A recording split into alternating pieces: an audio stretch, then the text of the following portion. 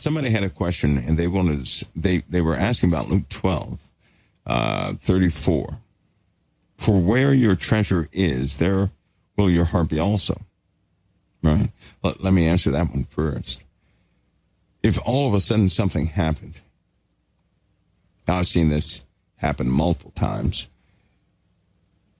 and somebody said, leave your homes and go south, right? What's the first thing you would grab? Anybody? Would you have a hard time figuring out if they said you can only take, 2.5 pounds with you? How many of you, it would take you more than 10 seconds to find out what you're going to take? How many?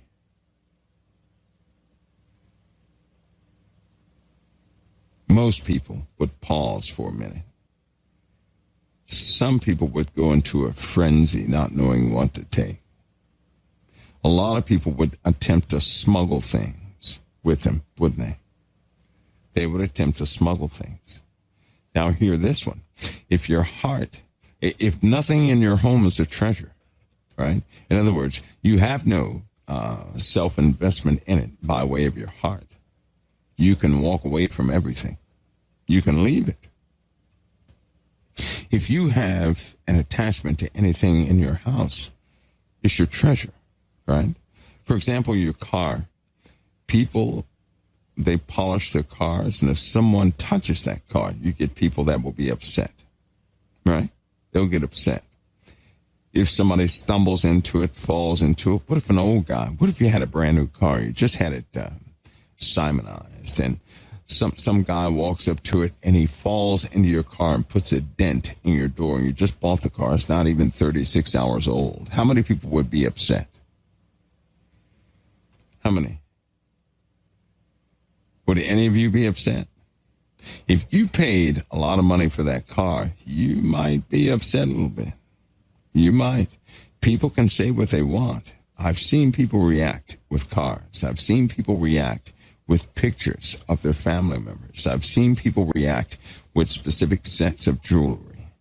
I've seen people react with those things they deem as precious that are material possessions in their homes, and they contain memories. I've seen how people react. And the truth is, a lot of people would have you thrown off of a plane so they can take a picture with their family in a heartbeat. They do it. They would have you ejected from a flight. Try to convince you, why don't you wait for the next flight so I can take this picture? It means a lot to me. People would do that. Personally, I would never do that. Nothing is going to go before what the Lord finds precious, which is humanity. See, I found some great flaws in my life over the years. You know what the number one flaw was? I actually had a few things that came before humanity, and that's a no-no. Not a car, not an animal, nothing ought to go before another human being.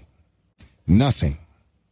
There are people out there right now, they would see a person starve and be content, but they could not see a dog starve and be content. So they'll put that dog before another human being. I've seen people put items before humanity. People certainly murder over items. They will kill you to take a possession or have something. When your heart is connected to something, normally it's because you have a vested interest in that thing. And if that's the case, you're going to find yourself protecting, babysitting this thing. So your heart is there. And the Lord is saying that if your treasures are in your house, that's where your heart is, right?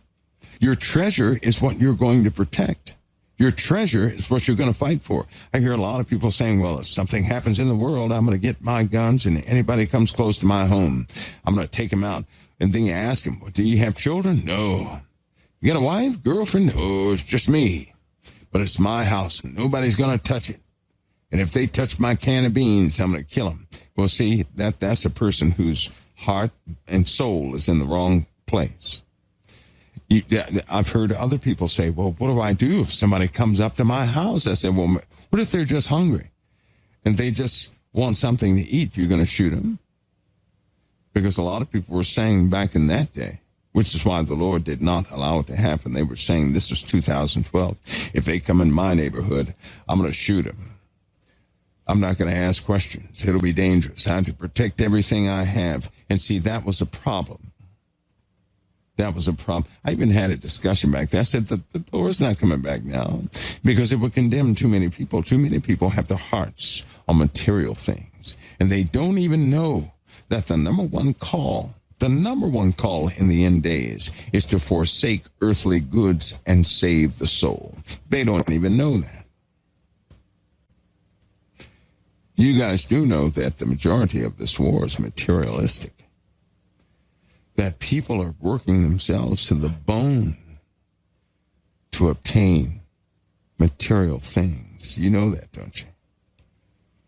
They're not working themselves to the bone so they can feed their neighbor. No, they're doing it so they can have materialistic things. Let's go ahead and face the truth. And that was one of the grave mistakes I was making as a young guy growing up.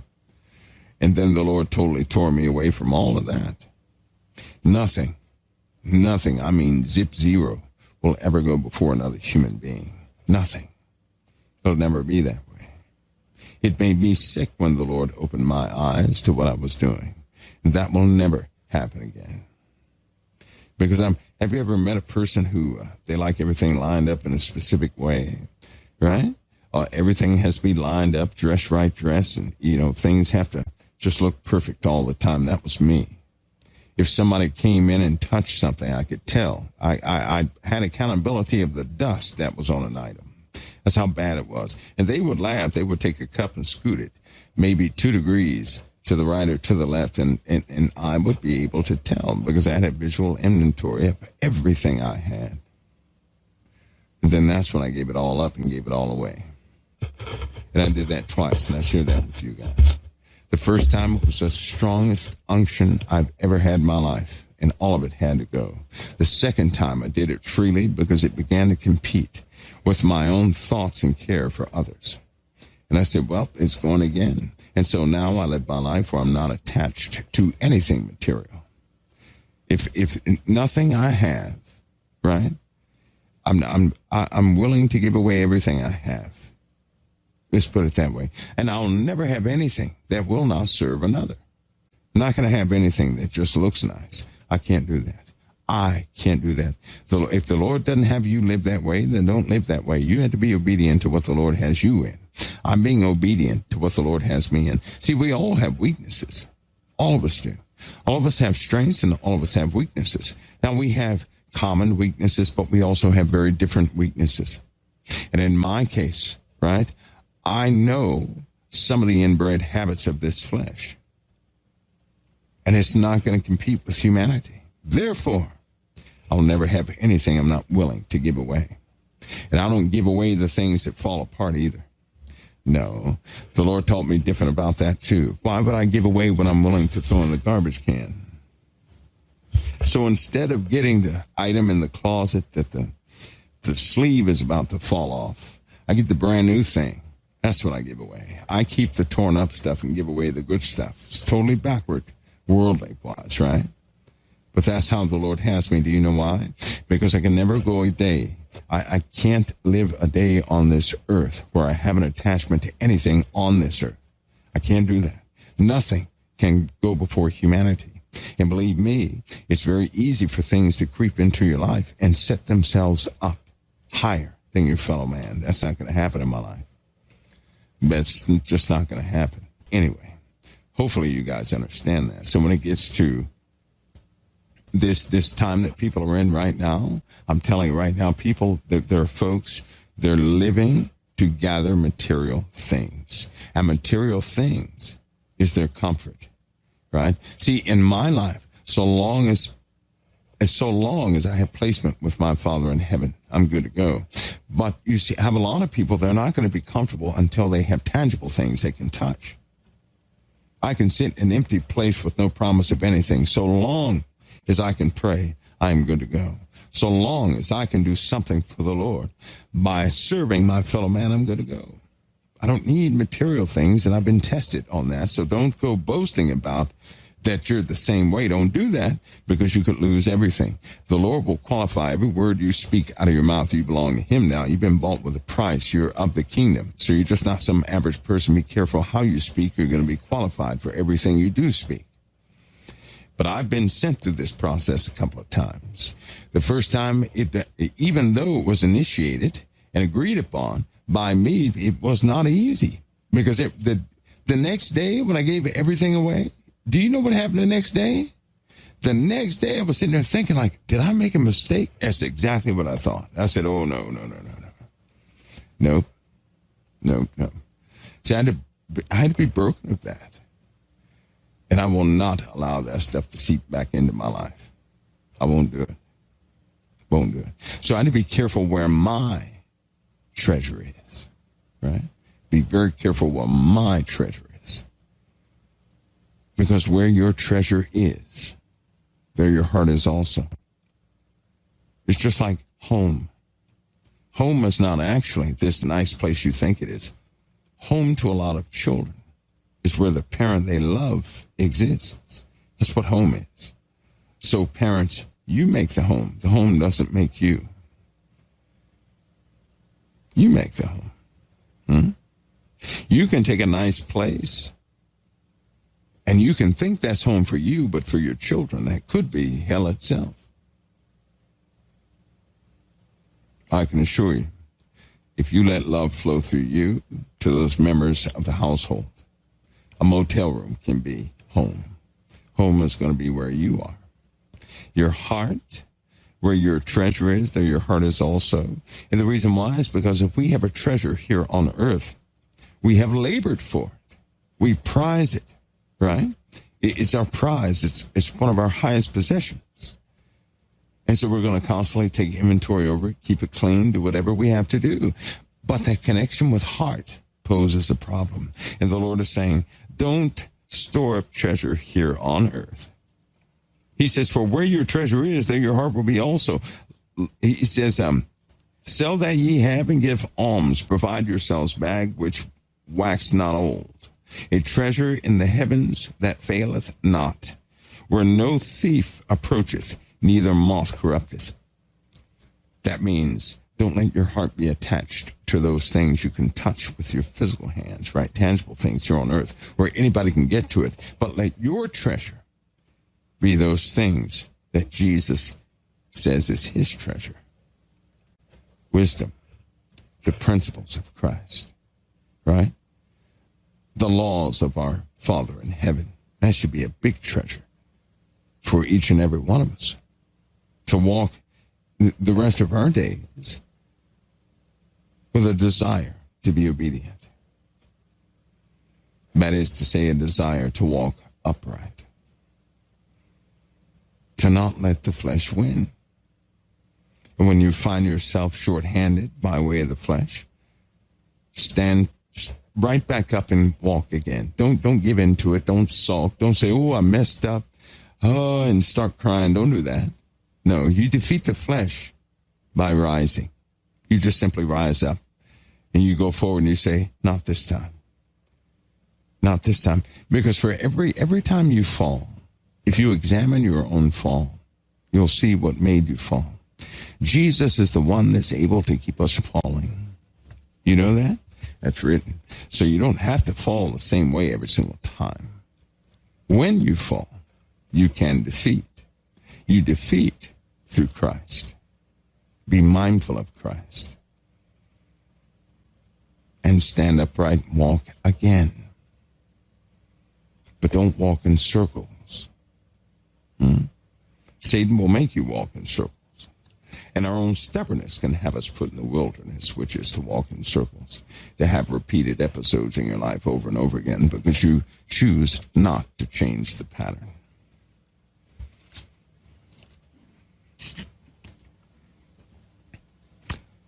There are going to be a lot of people.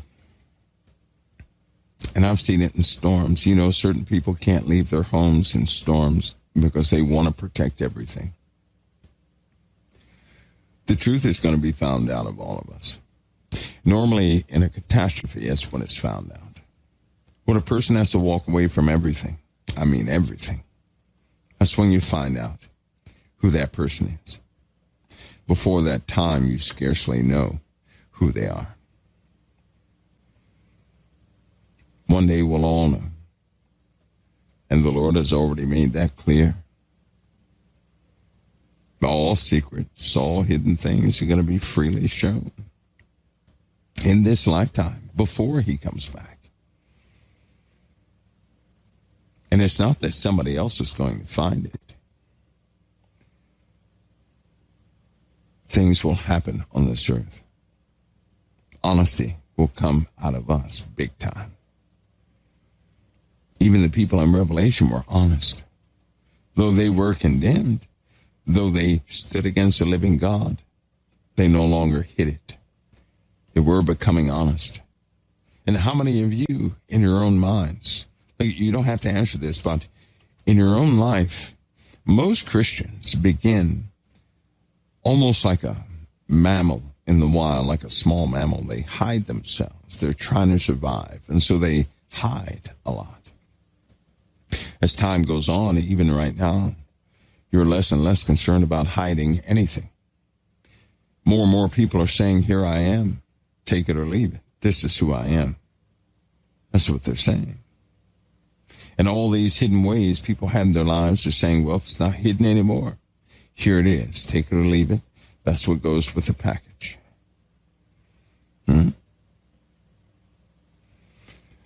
A further change in society, in the world, is going to bring out the rest. And don't forget about the hacks. You guys remember I told you that a program was out there. You ready? Everything, for example, if it was in my computer, it would have access to every single discussion I ever had. If your name is in my computer, this program is going to let you know in what context your name was in this computer. By phone conversation, text messages, emails, by any correspondence. It's going to let the individual, the target, know. It's called the target. It's going to let the target know. Everybody who had something to say about them. The way computers work, they just have a natural knack to pull out the negative things. That means on Facebook, when you had these conversations about somebody else, this program, this virus, this application is going to take all that conversation and send it to the individual. And they're going to let the individual that you were talking about to somebody else know about that conversation. That's going to actually happen. It's going to spread. It's sleeping right now on many machines. I think present count, it's well over 1 million machines it has already embedded itself in. So any conversation is just, it's going to go back to the individual. Now, when that happens, that's really going to put your Christianity to the test, specifically forgiveness.